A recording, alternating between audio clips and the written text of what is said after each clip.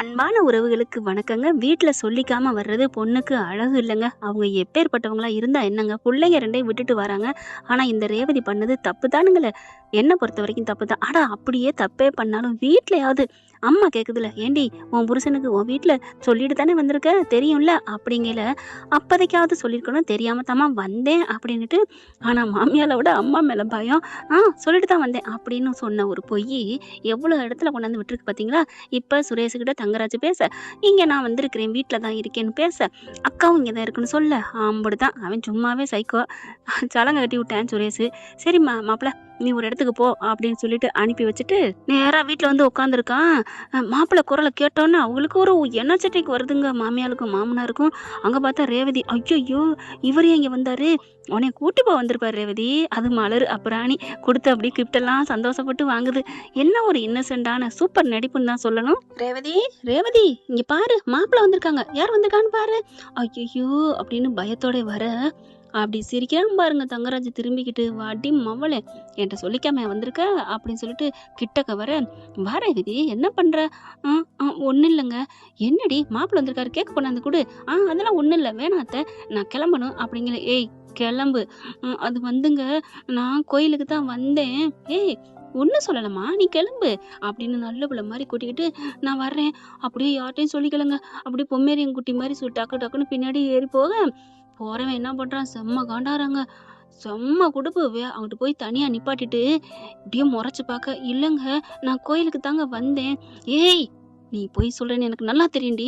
யார கேட்டு யார கேட்டு நீ வீட்ல சொல்லாம, இப்படி வந்து உன் வீட்ல கும்மாளம் போட்டுக்கிட்டு இருக்க?" "ஏங்க நான் கும்மாளம்லாம் போடலங்க. சின்னதா ஒரு கேக் கட் பண்ணாங்க. அவ்வளோதான். வேற ஒண்ணும் இல்லங்க." அப்படின்னு சொல்லிக்கிட்டு இருக்கலே, சின்னதா சின்னதா என்கிட்ட பொய் சொல்லலாமா? என் அம்மா என்ன கேன கிறுக்கி நெனச்சியா? அப்படிலாம் நான் நெனைக்கலங்க. ஓ! அப்படி வேற நெனைப்பியா? நான் எப்பங்க அப்படி சொன்னேன்? ஏய்! வாய மூடுறி. யார கேட்டு இப்ப வந்த? சொல்லு." இல்லங்க அம்மா வீட்டுக்கு வர்றதுக்கு இதுல என்ன உரிமை இல்லையா?" சொன்ன கையோட, "ஓ! அப்ப எதுத்து வேற பேசுவியான்னு" பொலான்னு அற குடுக்குறான் பாருங்க. ஆளு நடமாட்டம் இல்லாத இடத்துலங்க நிப்பாட்டிட்டு பண்றான். அடிச்ச கையோட அம்மான்னு அப்படியே ஒரு மாதிரி ஆகுது. அப்படியே பாக்க, "இங்க பாருங்க, இப்படிலாம் அடிக்கிற வேலை வச்சுக்காதீங்க." "ஓ! பப்ளிக்கா இருக்குன்னு என்ன மிரட்டுறியா? சரிடி வீட்டுக்கு வாடி." அப்படின்னு சொல்லிட்டு வீட்டுக்கு கூட்டி போறாங்க. கூட்டி போனோனே, "என்ன தங்கராஜு, என்ன நீ போய் உன் பொண்டாட்டிய கூட்டிட்டு வர? கோயிலுக்கு நீனும் போனியா?" "கோயிலுக்கெல்லாம் போலம்மா. இவள நம்பி நீங்க ஏமாந்துட்டு இருக்கீங்களா?" "என்னடா சொல்ற? கோயிலுக்கு போகாம வேற எங்கடி போன?"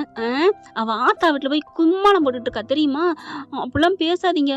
சொன்ன கூட மறுபடியும் ஒரு புடி புடிச்சு தள்ளி விடுறாருங்க. ஒரு அரை அரைஞ்சு. அப்படியே போயிட்டு பார்த்தீங்கன்னா, அந்த டேபிள் இருக்குல்ல, அதுல போய் நெத்தியில பட்டு, மண்டையில அடிபட்டு ரத்தம் கொட்டுது. உடனே அவங்க ஆத்தாக்காரி தங்கராஜ் ஆத்தாக்காரி என்ன பண்றா, "டேய் டேய் பாத்துடா பாத்து அடி. ரத்தம் வராம காயம் படாம அடிடா." அடி பாவி நீ கூட அடேடேன்னொன்னே கொஞ்சம் திட்ட போறா மயன அப்படின்னு பார்த்தா, அப்படியே அம்மாடி இவங்கெல்லாம் ஒரு பெண் இனமாங்க. எப்படித்தான் இப்படிலாம் இருக்காங்களோ. இப்ப அடி நல்லா அப்படி பட்டுருது. பார்த்தா அப்படி செம்ம காண்டாரு. "இங்க பார், இனிமே இந்த மாரி சொல்ற வேலை, ஏமாத்துற வேலை வச்சுக்கிட்டேனுவே நான் என்ன பண்ணேன், எங்க அம்மா வீட்டுக்கு தானே போனேன்." "ஏய் என்னடி மறுபடியும்?" அப்படின்னு சொல்லிட்டு மறுபடியும் மண்டைய வச்சு முட்டுறாருங்க. மண்டை அப்படியே அடிபட்டுருது. அப்படியே, "ஏய் இங்க பாருடா, என்னடா இப்படி பண்ணிப்புட்ட? எப்படி பண்ண? என்ன பண்ண? எனக்கு அதெல்லாம் முடியாது. நான் கிளம்புறேன்." அப்படின்ட்டு போக, ஐயையோ மயங்கி விழுந்துருது. ஆத்தாக்காரி என்ன பண்றா, "இவன் என்ன இப்படி பண்ணிட்டான்? ஐயையோ! இப்ப என்ன பண்றது? ஆஸ்பத்திரிக்கு போவோமா? ஐயையோ! சரி நம்ம ஒரு ஆட்டோ பிடிப்போம்." அப்படின்னு ஆட்டோ பிடிச்சா கார கூப்பிடுறாங்க. கார் தான் நெறைய இருக்கே. அதுல ஏத்திட்டு போறாங்க. தங்கராஜ் கண்டுக்காம அவன் வேலைக்கு போயிடுறான். ஹாஸ்பிட்டலுக்கும் தூக்கிட்டு போயிடுறாங்க.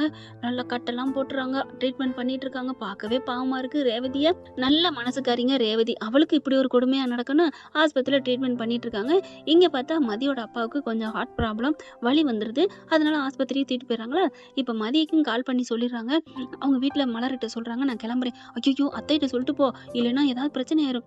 அப்படிங்கையில, "சரி நான் சொல்றேன்." அப்படின்னு அத்தைன்னு கதவ தட்டுறாங்க. கதவு நல்லா சாத்தி கிடக்க, அவங்கள காணுமே. அப்பாவுக்கு முடியலன்னு கூப்பிட்டுருக்காங்க. "அக்கா நீங்க சொல்லிருங்க." இதெல்லாம் பயப்படுற ஆளு இல்ல நம்ம ஆளு. எப்படி வண்டி நின்னாலும் நடராஜா சர்வீஸ்ல போற ஆளு நம்ம மதி. வண்டி எடுத்துட்டு கிளம்புதுங்க வேகமா. இங்க வந்து பார்த்தா, அப்பாவுக்கு ட்ரீட்மெண்ட் போயிட்டுருக்கு. "என்னாச்சுப்பா?" அப்படிங்கல. "ஒண்ணும் இல்லடி, அவருக்கு அப்படி கொஞ்சம் தாண்டி ஒரு ஒரு மாரியா உன்ன நெனச்சாரு." "என்ன ஏம்மா நெனைக்கிறீங்க?" "இல்லடி கொஞ்சம் அட்ஜஸ்ட் பண்ணி போடி. அத நெனச்சுக்கிட்டே இருக்கையில." "ஐயோ! அதெல்லாம் தேவையில்லம்மா. நான் அதெல்லாம் பார்த்துப்பேன்ம்மா. எனக்கு தெரியாதா? நான் நல்லா புத்தி என் மதி இருக்கு எனக்கு போதுமா?" அப்படின்னு சொல்லிட்டு இருக்கையில, பார்த்தா ஒரே சவுண்டா இருக்கு. என்ன பக்கத்துல சவுண்டா இருக்கு? இப்படி இல்லாம இருப்பாளுக. பாரு கொடுமைப்படுத்திட்டு அடிச்சுப்புட்டு கொண்டாந்து சேர்த்துருக்குறா. மாமியாக்காரி இவளாம் ஒரு மனுஷியா? அப்படிங்கிற மதி பாக்குது. என்ன சத்தம் அப்படின்னு போக, ஏய் மதி, யாரோ எவ்வளோ பிரச்சனை நடந்துட்டு போகுது, நமக்கு தேவையில்லை, நீ இருடி. அம்மா அப்படிலாம் இருக்கக்கூடாதும்மா, இது பொது வெளியிடமா, வீட்டுக்குள்ள இருந்தா சரின்னு சொல்லலாம், வெளியில வந்துட்டா பிரச்சனையை கேட்டுதான் ஆகணும். இல்ல வீட்டுக்குள்ளே இருந்தாலும் அநீதி நடந்தா கேட்பேன் இந்த மதி, அதுதான் இந்த மதி கேப்பா அப்படின்னு வெளியில போக, ஐயோ வெளியில போறாளே, இன்னைக்கு என்ன 7:30 கூப்பிட போறான்னு தெரியலையே. மதியோட அம்மா புலம்புது. மதி வருது வெளியில. பார்த்தா கரெக்டா திட்டிக்கிட்டு இருக்காளுங்களா. அங்க ட்ரீட்மெண்ட் போயிட்டு இருக்குது. இங்க பார்த்தா சொட்டத்தலை, இவதான் பெப்பர் தலை. ஓ இது ரேவதி அக்கா மாமியாராச்சே அப்படின்னு பார்க்கல, ரேவதி தான் உள்ள இருக்காங்க. என்ன இது அப்படின்னு சொல்லிட்டு வேகமா போயிட்டு உள்ளர பூந்துருது. ஏய் எங்கடி போற அப்படின்னு கேட்க, கையை விடுங்க அப்படின்னு போக, மதி அப்படியே அரை மயக்கத்துல இருக்கு. அக்கா என்ன காச்சு, என்ன ஆச்சு அப்படிங்கல. ஒன்னும் இல்லம்மா, சும்மாதான். சொல்லுங்க என்ன பிரச்சனை, மாமியார் அடிச்சுட்டான்னு சொல்லிக்கிட்டு இருக்காங்க, சொல்லுங்க. ஒண்ணும் இல்ல அப்படிங்கல. எனக்கு என்னமோ நீங்க சொல்லிக்காம வந்துட்டீங்க, அப்ப வீட்டுல சொல்லாம வந்தீங்களா, அதுக்கு கூட்டிட்டு போயிட்டு உங்க புருஷன் அடிச்சாரா, சொல்லுங்க அப்படிங்கல. அப்படியே அமைதியா இருக்க பார்த்துட்டு, தெரிஞ்சு போச்சு, இப்படி சொல்லல தெரிஞ்சு போச்சு அப்படிங்கல. விடுமதி அப்படின்னு சொல்லிட்டு அழுகுறாங்க. ட்ரீட்மெண்ட் பார்த்துட்டு இருக்காங்க. தள்ளுங்க கூட்டத்தை போடாதீங்க அப்படின்னு சொல்ல, மாமியார் மட்டும் நிக்குது. மதி வெளியில போகுது. வந்துட்டா சிலுத்துக்கிட்டு அப்படின்னு நினைக்க, மதி சும்மா விடலைங்க. நான் ஊருக்கே பஞ்சாயத்துக்கு போவேன், என் வீட்டுல அதுவும் நல்ல பொண்ணு, உத்தமமான பொண்ணுக்கு இப்படி ஒரு அநீதி நடந்தா நான் விடுவேனா என்ன. கரெக்டா சுரேஷுக்கு போன் அடிக்குது. அவரு 2 ரவுடிங்களை கூட்டிட்டு அங்கேதான் வந்திருக்காரு ட்ரீட்மெண்ட்டுக்கு. அடிச்சுக்கிட்டு புடிச்சுக்கிட்டு தகராறுல ட்ரீட்மெண்ட் பண்றக்கா வர போன அங்கேதான் அடிக்குது. என்ன இங்கே அடிக்குதுன்னு திரும்பி பாக்குறாங்க. அவன் அதுக்குள்ள அட்டன் பண்ணிடுறாரு. என்ன எதுக்கு கால் பண்றக்க அப்படின்னு கேட்க, ஏங்க போன் எடுத்தா வாழ்க்கையில யார் இருந்தாலும் ஹலோன்னு தான் கேட்பாங்க, இப்படியா பேசுவாங்க.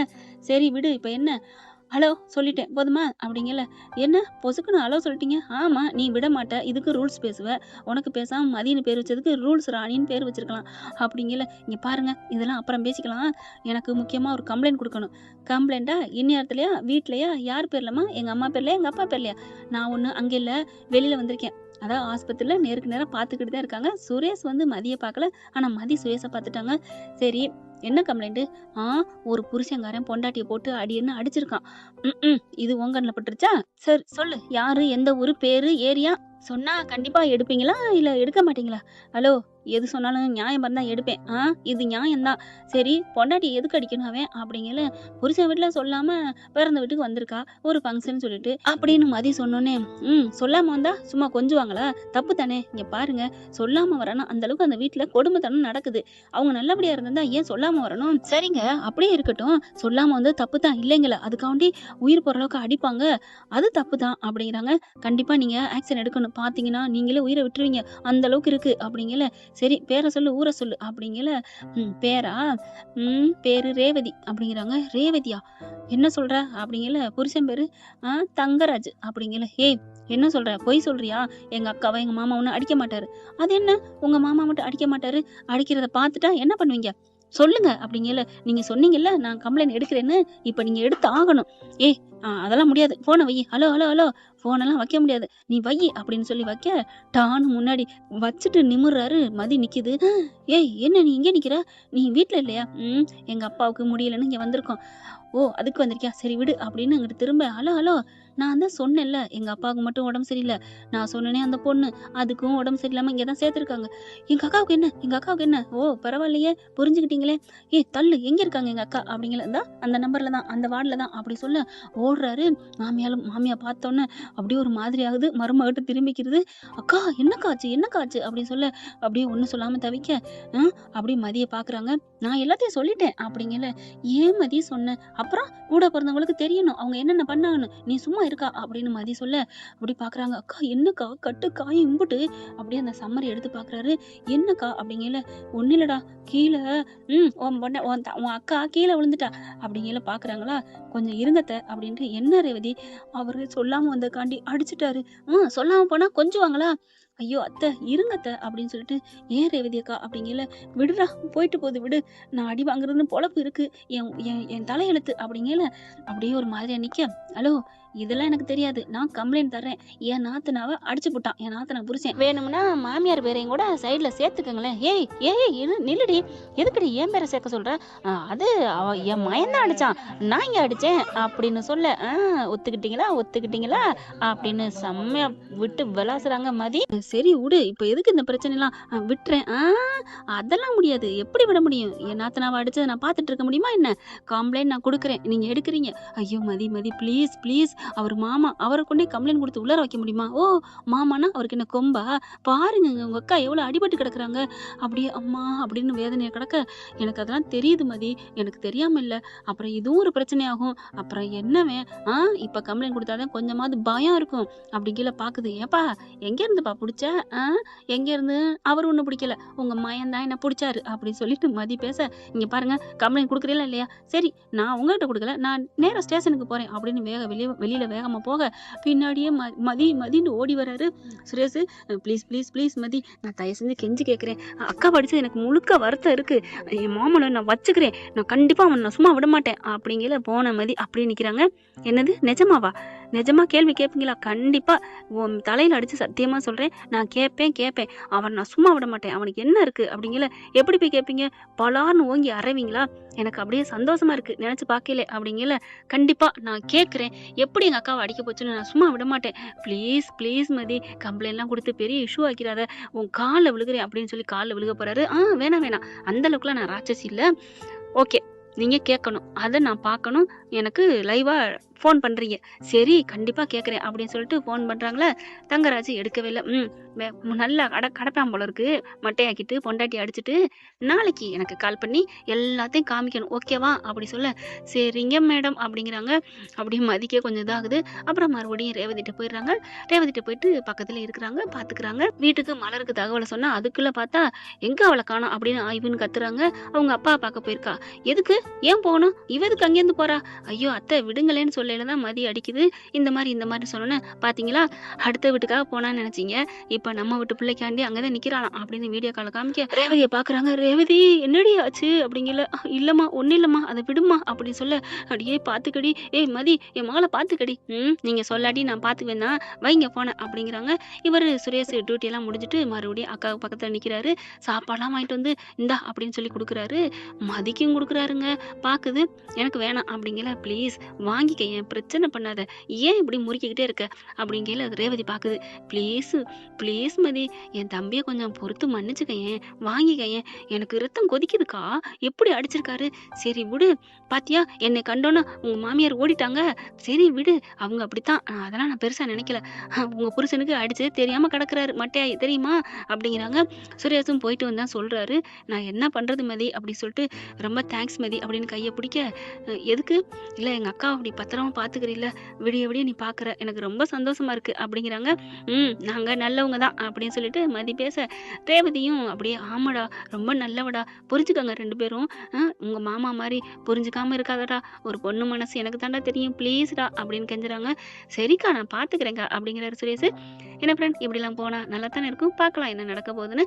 இந்த பதிவு உங்களுக்கு பிடிச்சிருந்துச்சுன்னா உங்கள் பொண்ணான கையில் ஒரு லைக்கை போட்டு சப்ஸ்கிரைப் பண்ணி ஆதரவு கொடுங்க அன்பு உறவுகளே. Thank you friend. இந்த வீடியோ உங்களுக்கு பிடிச்சிருந்தா தயவு செய்து லைக் பண்ணுங்க. இன்னும் அப்டேட்ஸ்க்காக சேனலை சப்ஸ்கிரைப் பண்ண மறக்காதீங்க. நம்ம கிட்ட இருக்க எல்லா சேனல்ஸோட லேட்டஸ்ட் வீடியோ அப்டேட்ஸ்க்காக மேல ரைட் சைடுல காட்டுற லிங்கை கிளிக் பண்ணி வாட்ஸ்அப் குரூப்ல ஜாயின் பண்ணுங்க. உங்களிடம் விடைபெறுவது நான் உங்கள் மெஹர்.